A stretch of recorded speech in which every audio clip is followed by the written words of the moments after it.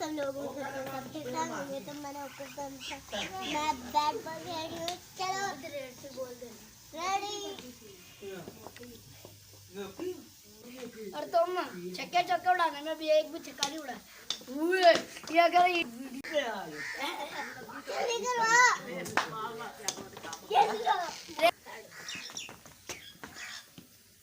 आवड़े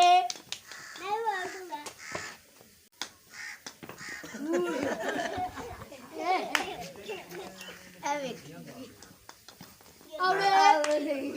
नहीं है मेरी बैट चल आवड़े चलने बेटा जो अगर पूरा देखा आज तो मेरी बैट कर दिया बैड लक को हैप्पी लक हो रे हैप्पी लक ये क्या हुआ अब मैं बोल करूंगा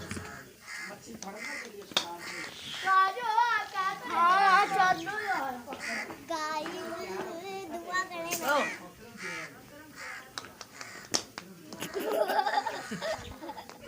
वो दे चक्का चक्का हाय हाय बाय नहीं करना हाय करना आवड़े हेलो